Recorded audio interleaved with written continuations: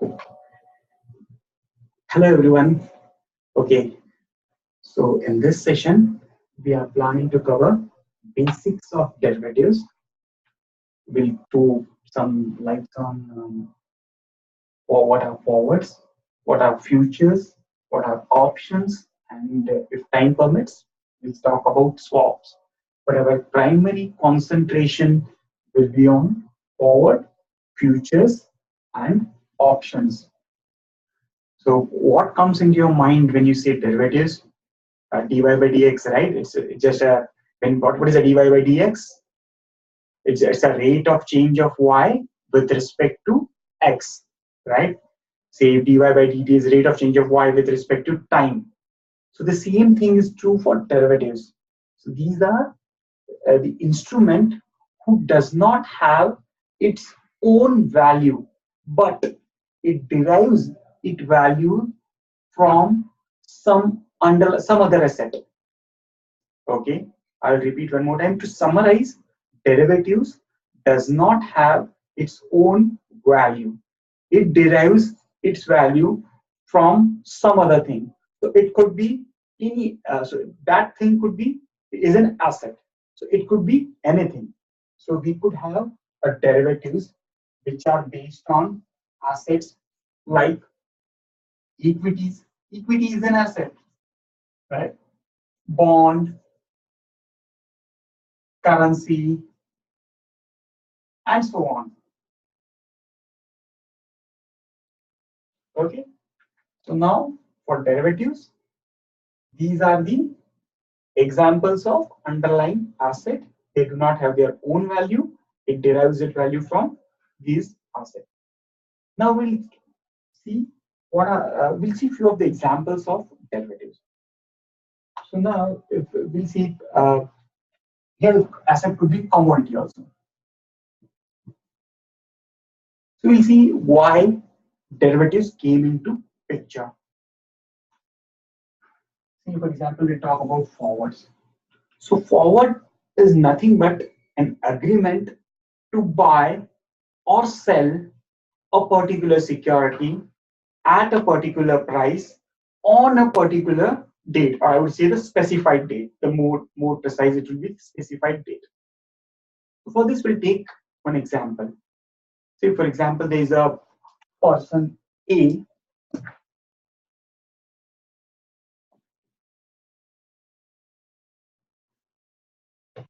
Now imagine there is a market.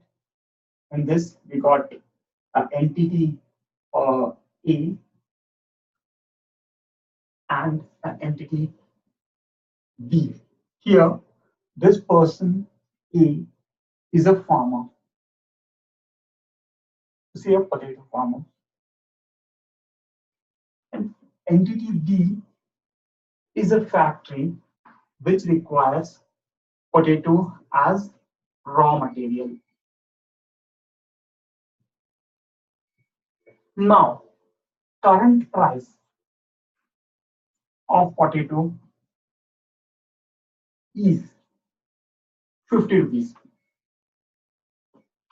Okay, so in this case, what is the asset? Asset is a potato.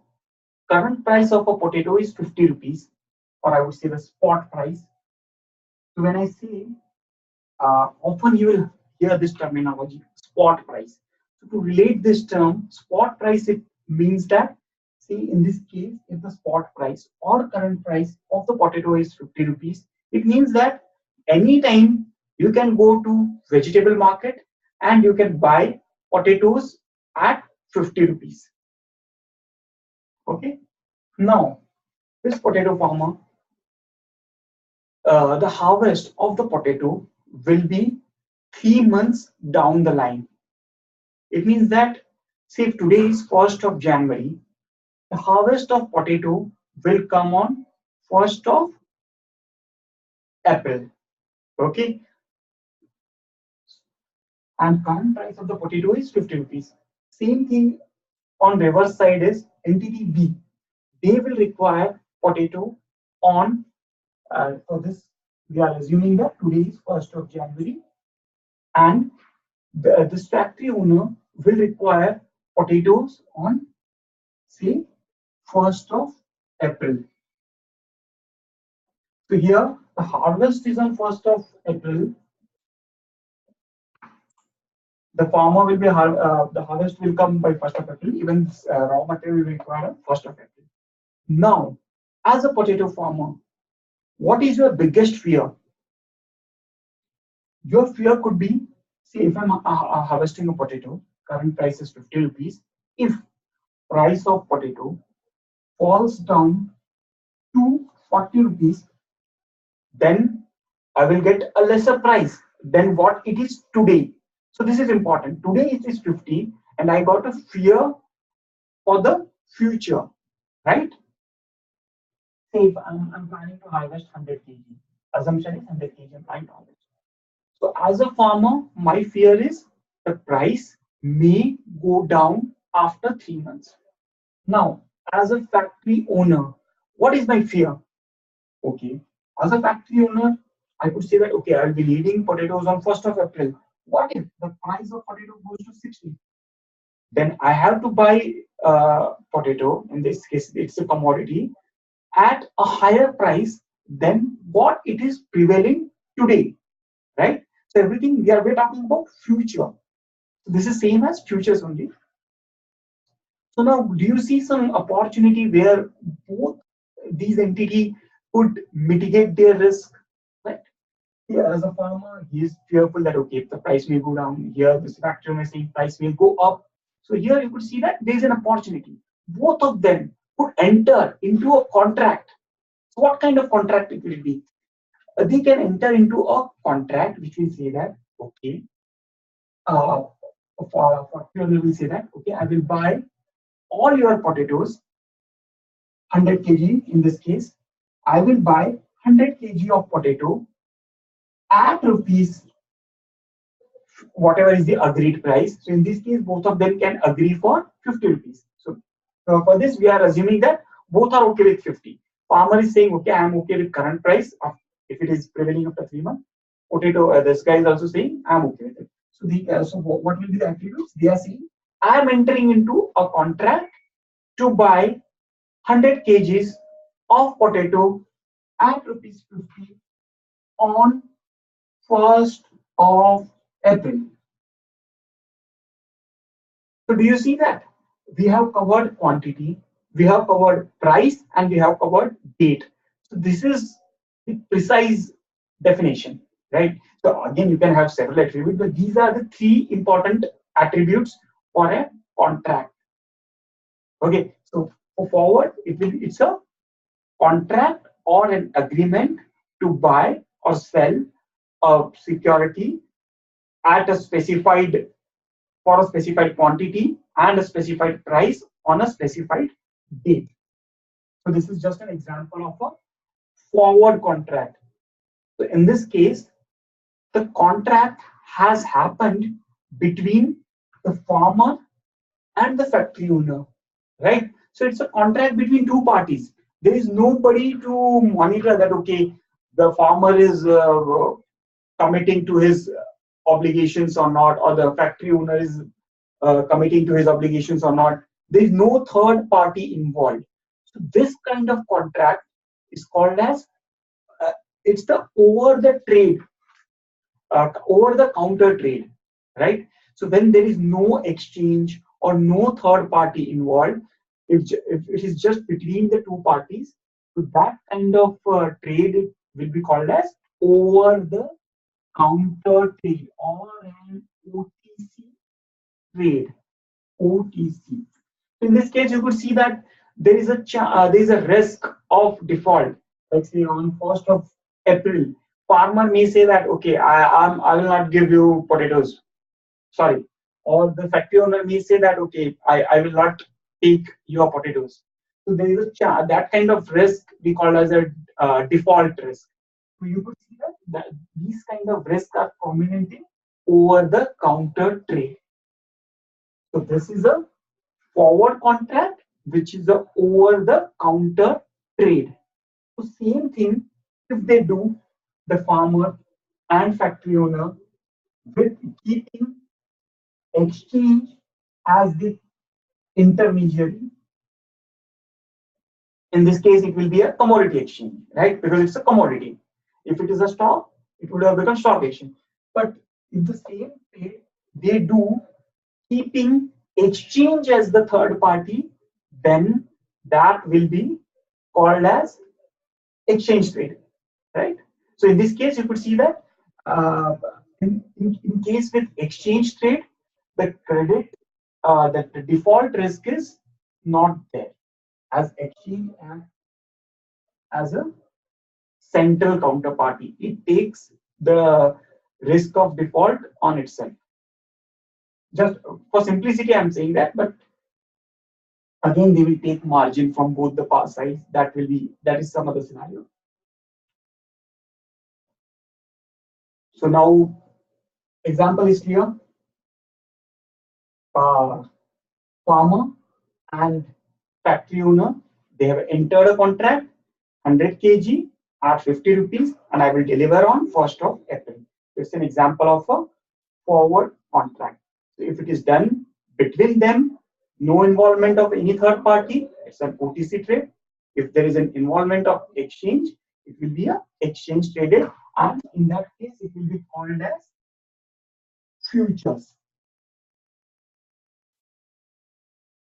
Okay. Even with the OTC trade, it is not standardized. Like they can say that, okay, I will buy 99 kg or 98 kg. They, as it's just a mutual contract, they can customize their quantity or price. But in case of futures, you have to, there are certain lots decided. You have to trade in multiple of these lots only. So for example, if it is 50, then say if it is, in this case, say if it is 50 kg, then you have to enter into a contract which is multiple of only 50 kg. You cannot enter 55 kg in terms of in case of exchange traded. You have to trade only in multiple of 50 kg, which will be called as lot size. Now we'll see what will happen to the payoff.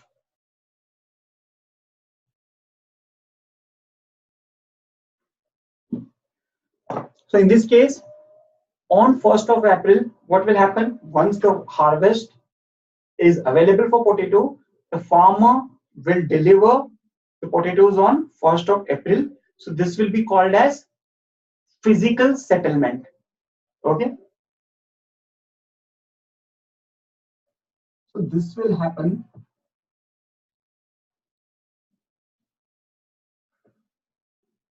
on 1st of April. Farmer is delivering 100 kgs of potato.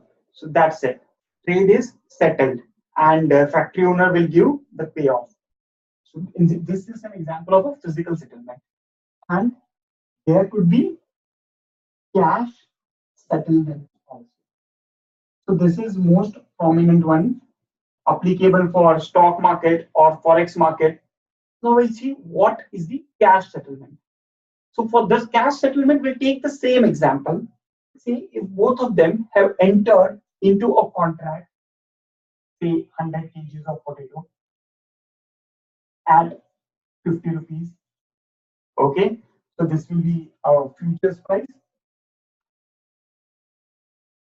Okay, so now we'll take up 3 scenarios. What will happen in case of cash settlement? For physical settlement, it is clear. The entity has to deliver the underlying asset in physical. But with cash settlement, it has to be done with cash. So same example, 100 kgs of potato at 50 rupees. They have entered into a contract. Now we'll see on 1st of April, there could be 3 cases. Say on 1st of April, the price of potato is 40 rupees. It could remain 40, or it could remain same as 50, or it could remain same as it could go to 60. Okay. So in this case, party 1, party B. Okay. If this is the buyer, this is the seller of, this is the in our example, factory B owner was the buyer of the potatoes. So he was the buyer and farmer was the seller. So if the price of security is 40 on 1st of April, it means that the buyer, the cash flow of 10 rupees has to happen from B to A. In this case, A will get 10 rupees. How did we arrive at 10 rupees? The contract price was 50 and the settlement price. So this 40 rupees will be called as settlement price because this is on the contract expiry. Every contract has to expire. Now they have decided, we have seen the three important attributes: price, quantity, and expiration date. In this case, the expiration date is 1st of April. So expiration date is must for every contract. On 1st of April, whatever is the price prevailing on that day, the closing price, that will be called as the settlement price. Settlement price and on the exercise date. So since settlement price is 40 in this case, so 50 minus 40, 10. So 10 rupees buyer has to give it to seller in scenario number 1. In scenario 2, if it, this is what we are talking when it is cash settled. So in first scenario, if it is 40, then the buyer has to give seller 10 rupees. If it is remaining 50, then there is no exchange of cash flows. It will be 0-0. In third case, if it is 60, then seller has to give buyer 10 rupees. So this is how the settlement will work for a contract. To summarize, a forward or a future contract, it has to settle, right? Every contract has to settle. When I say the settlement, it means that it has got an expiration date. On expiration date, you have to take a counter trade. See, if you have bought it earlier, you have to sold it. If you have sold it earlier, you have to buy it. Because a trade consists of two parts, buy and sell. So depending on your direction, whether you are a buyer on expiration date, you have to sell it, or if you are a seller, you have to buy it. So on the settlement date, the settlement has to happen. Settlement can happen in two ways: physical settlement, cash settlement. Physical settlement is done by delivering the asset, while the cash settlement will be done with the help of the contract price at what they have entered and the price prevailing on the settlement price on the last date. And this will be the payoff for this. Now we'll see what are options.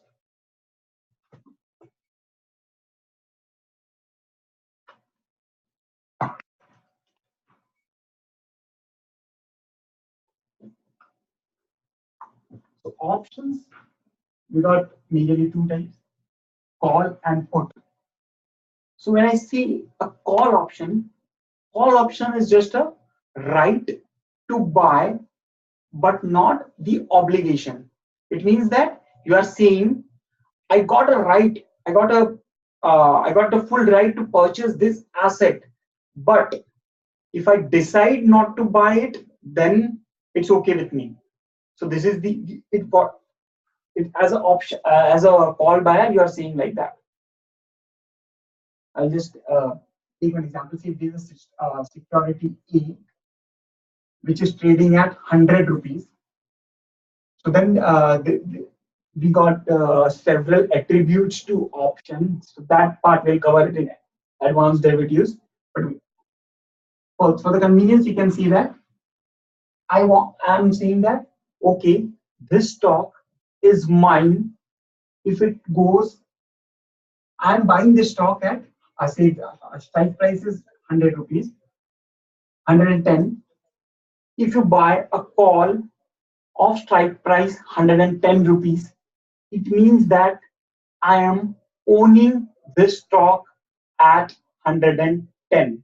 Anytime I can buy this stock at 110. Confusing. So to keep it simple, I will give an example. Say if you want to purchase a house, which is say for 1 crore rupees. So if you will take 3 examples for it. Say if you are doing the equity trade, what you can do is you can tell the seller, okay, take this 1 crore rupees and this house is mine, right? So that way, this is just a equity trade. You have paid the full equity and you said that, okay, this house is mine. Now, what is the risk? What if the price of a house comes down after 1 month because of some bad news? If it becomes 50 lakhs, so you will be losing 50 lakhs directly, right? So it's a high risk, high reward. And or the other way, if you have decided that, okay, the price of this house is 1 crore rupees, and if you tell the seller that, okay, I'm giving you a token of 1 lakh rupees to you, and we will do the uh, remaining payment later. But for this token of 1 lakh rupees, I am blocking this house. So in this case, who you are? You are a option buyer. Okay. So for option buyer, you are a call buyer. Okay. And the 1 lakh rupees you pay will be called as premium. So the value of call or put will be called as a premium. So in this case, 1 lakh is your premium. And who is the option seller? That house owner.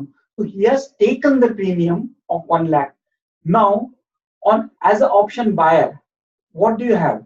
You have the right on that house because you paid 1 lakh rupees. So now that house is yours. But there is no obligation that you want to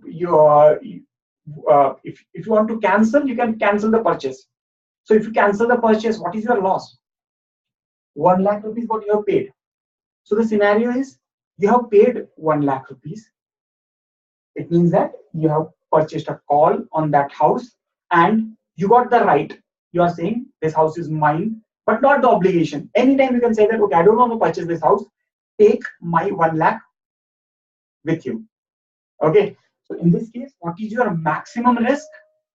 The amount of premium you paid, not 1 crore rupees. Your risk is not 1 crore rupees. Your risk is only 1 lakh, the amount of premium you paid. On the other side, who is the option seller? The house seller, right? So he has taken 1 lakh rupees. So it is obligated on him to sell the house to you. So for option buyer, there is no obligation, but for option seller, there is an obligation to sell that house to you. Clear? So again, call these options, they have got different attributes. So say for example, strike price, expiration date, lot size. That we, as of now, we'll just concentrate on the terminologies used and what are the basics of call and put. So I'll repeat one more time. As a call buyer, you got a right, but not the obligation. Your risk is limited to the premium paid. Reverse is true. See, you will buy a call option if you want to buy an asset, or if you think that the prices are going up. On the reverse side, with a put option, you are saying that you are selling this stock at, say, the strike price you have chosen as 90, current price is 100. So you are telling that, okay, I am selling this particular asset at 90 rupees. So if you buy a put of strike price 90, and if you see, if you, in this case, you have paid a premium of 1 lakh rupees. So again, here you have to pay some premium, right? So see, if you pay a premium of say 2 rupees, it means that you are selling this stock at at 90 rupees. So as a put buyer, you got a right to sell this stock, but not the obligation. You may decide that, okay, I don't want to sell it. So in that case, you will your maximum risk will be limited to 2 rupees. So again, this premium in stock market for equity, you got bid and ask. So same thing for call and put, or for the options market. Again, you will have bid and ask, and those will consist of premium. Not so what will be traded in the market? Premium will be traded in the market, not the underlying asset. And the value of this premium will be derived from the underlying asset. Say for example, the underlying asset here, asset price is 100. So if it changes to 105, okay, so if it is appreciating, then the value of call option will increase. Say if this value 100 is becoming, say, 95, in this case, the value of put option will increase. So now the point is clear. The call and put, they do not have their own value. They are deriving its value from the underlying asset, and the premium will get traded in the market, and the value of that premium will depend on the underlying asset. For the call option, if the stock prices are going up, the call option may appreciate. I'm saying may because there is a volatility factor also in that. And if the stock prices are falling, then the put options will increase in price. Yeah.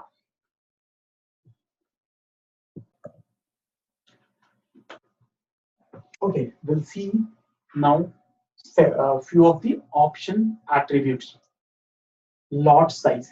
So we have already discussed the concept of lot size. So whenever we say lot size, it is the minimum multiple of a quantity for which you have to make a trade.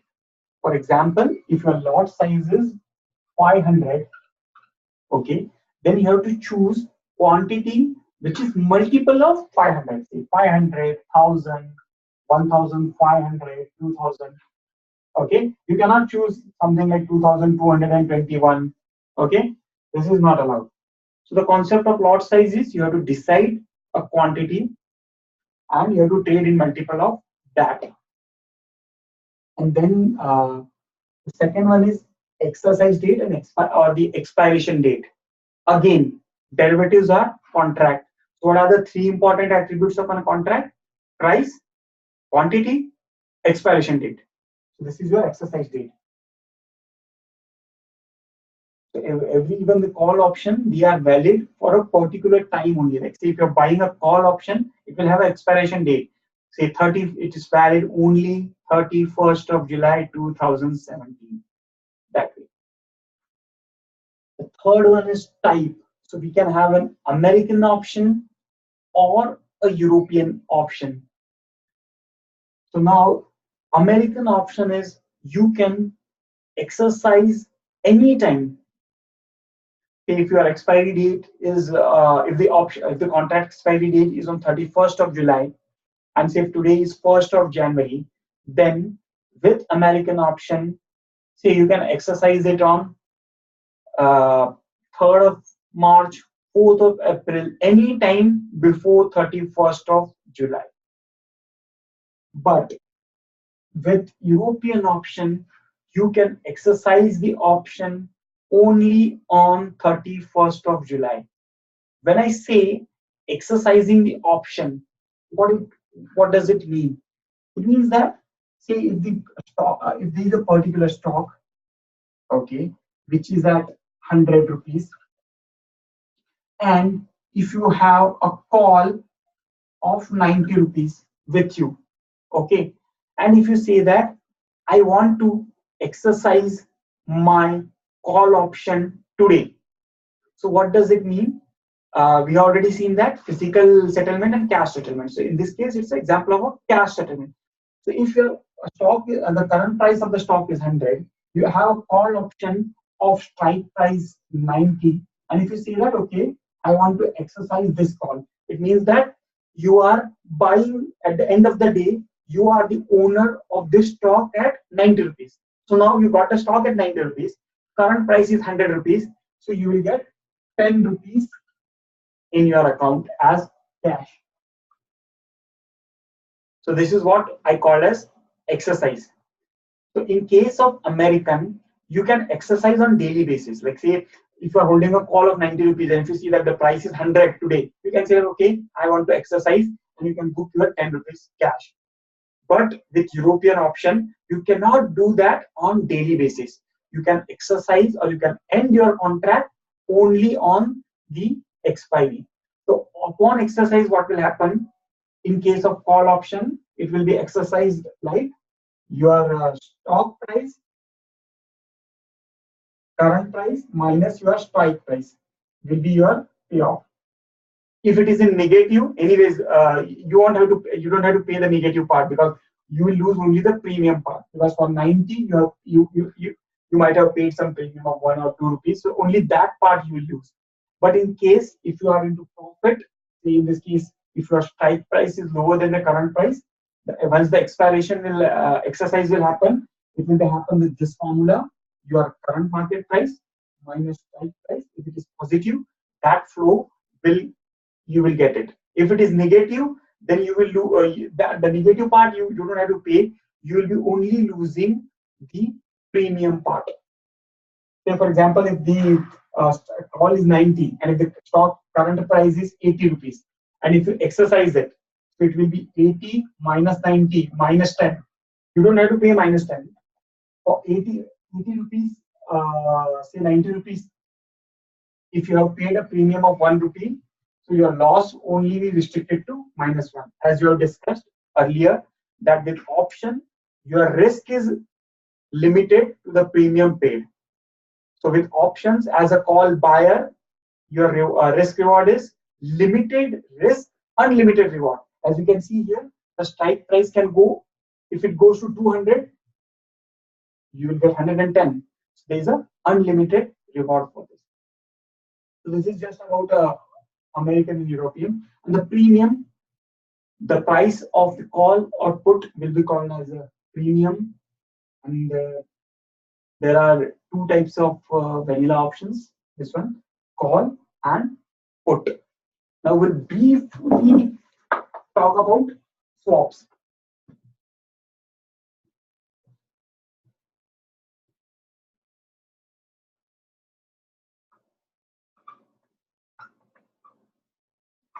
Swap is nothing but an exchange of cash flows based on a particular nominal. Even from the word swap, you can make out it's just a, when you say swapping, what you are doing, you are just exchanging the cash flow. So we'll take one example. If there are two parties, or say there are two friends. Okay, so most of us are aware of the housing loans, right? So if you are taking a housing loan, what they say that, okay, is it a fixed rate or a floating rate? What do you mean by fixed rate? See, if you borrow money from someone at a fixed rate, say if you have borrowed 100 rupees with 8% fixed rate, it means that on annual basis, it means that at the end of each year, you have to pay 8 rupees as interest. So this is your fixed rate. With floating rate, you will say that whatever is the prevailing rate for that year, I will pay you the interest. So if the rate is 7%, then you have to pay the interest of 7%. If the rate is 10%, you have to pay the interest of 10%. So this is the difference: fixed rate, floating rate. Fixed rate is you have decided earlier that, okay, I'm going to pay with this rate. Floating rate is the rate on that at that particular point of time, because we don't know the future what is the rate. So that that rate, for that there are multiple parts where we refer, like say LIBOR is there, EURIBOR is there for the rates. To keep it simple, I will take one interest rate for swap. In this case, if there is a, both of them are owning a home loan for $1 million. Okay, and person A is paying is paying interest on fixed rate basis. Person B is paying home loan for say floating rate basis. Now, person A thinks that okay, I am on fixed rate. I think it is better if I switch my loan to floating rate. Okay. And similarly, the person B is thinking in reverse. I am presently paying. I am on floating rate. Instead, why I will go for a fixed rate. I don't want the headache of changing price. I will go for a fixed rate. So say if the current market rate is 7%, so they can enter into a contract. Again, this is a contract.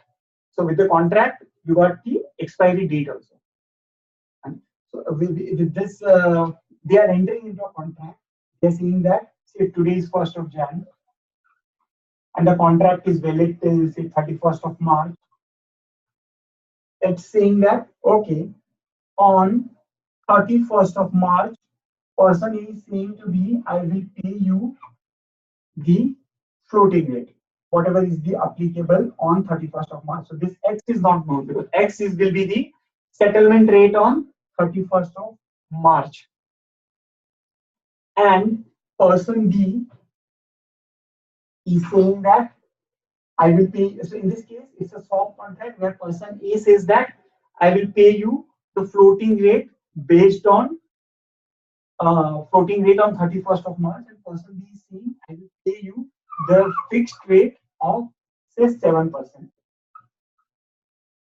So this is just a simple example of a swap. So you got only one variable. So every swap will have one variable. In this case, this is X, which is unknown, which will be determined in future. So person A saying I will pay you floating rate on 31st of March. Person B is saying I will pay you 7%. Now on 31st of March, say if the rate, the settlement rate on 31st of March is 8%. So they will, in the one important point to remember, they are not exchanging the nominal. Here, this will be called as reference nominal. They are not exchanging $1 million. They are only exchanging the cash flow. So now on 31st of March, see if the rate is 8%. So in this case, A has to give 8% to B, and B has to give 7% back to A. So overall, what is the net cash flow? 8 minus 7 equal to 1. So A has to pay 1% to B. So 1% of reference nominal, in this case it is 1 million, it will be 10,000. Okay, so on 31st of March, if rate is 8%, then A will give 10,000 to B. On the contrary, on 31st of March, if the rate is 6%, then B has to pay A 10,000. So have you seen that they are only exchanging the cash net cash flows, not the reference nominal? And the third scenario is if the rate is same as 7%, then it will be 0, no change. So based on this one variable X, they are exchanging cash flow at the end of the contract. So this is an example of a swap. So you can have multiple swap. You can have it for equity. You can have it for commodity. So for example, for equity swap, you can say that, okay, I will pay you fixed rate of return of 7%. So this will be the fixed rate.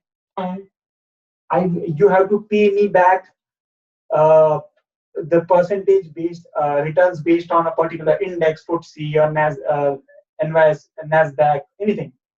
So it will always have one fixed part, one variable part, and on the expiration, you will just do the netting and exchange the cash flows. That's it. So, thank you.